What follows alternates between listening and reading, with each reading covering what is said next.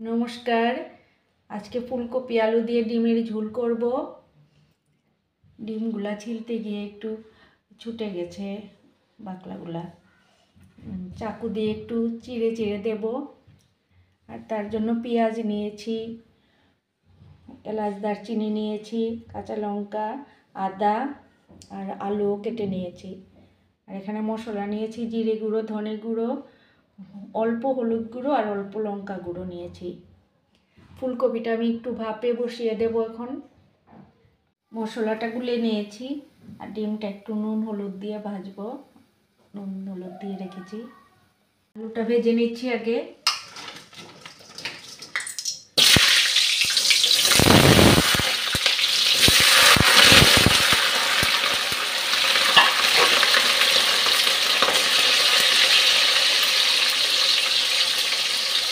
এদিকে ফুলকপিটা ভাপ দিয়ে জলটা ফেলে দেব।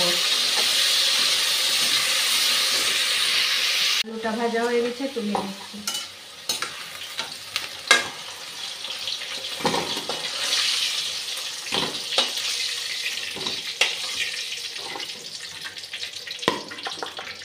এখন ফুলকপিটা ভাজতে দিয়ে দিচ্ছি।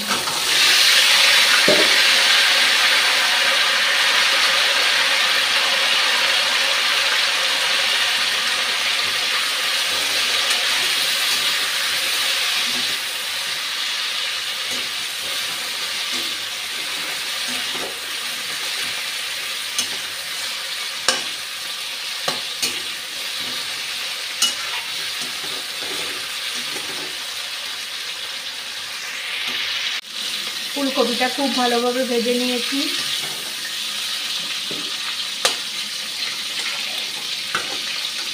বেশি ভেজে তরকারিটা করলে স্মেলটা ভালো আসে তরকারি।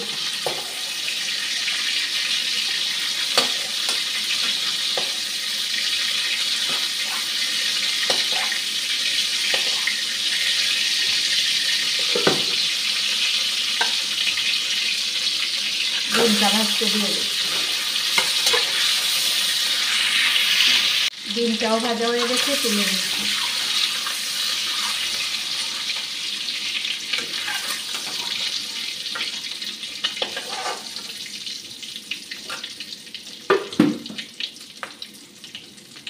তেজপাতাটা দিয়ে দিলাম,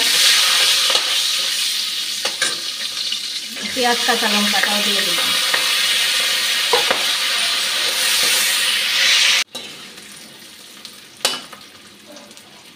আদা বাটাটা দিয়ে দিচ্ছি।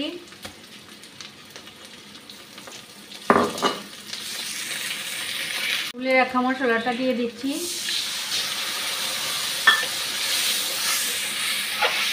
যারা আমার ভিডিও দেখছেন তারা আমাকে ক্ষমা করে দেবেন। দুদিন ধরে আমার ভিডিওটা একটু কেটে যাচ্ছে।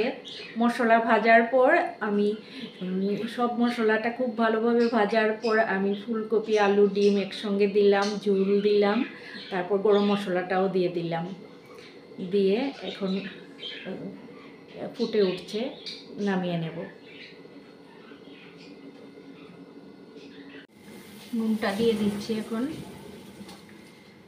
আজকে ওই রকম হলো মশলা ভাজার পর আলু ফুলকপি ডিম একসঙ্গে আলু দিয়ে দিলাম। এখন নুনটা দিয়ে দিলাম। ভিডিওটা আজকেও উল্টাপাল্টা হয়ে গেছে। গরম মশলাটাও দিয়ে দিয়েছিলাম। দেখুন ফুটে উঠেছে, সেদ্ধটাও খুব ভালোভাবে হয়ে গেছে। আর একটু ঝোলটা শুকিয়ে যাক, নামিয়ে নেব। নামিয়ে নিয়েছি ফুলকপি আলু দিয়ে ডিমের ঝোল।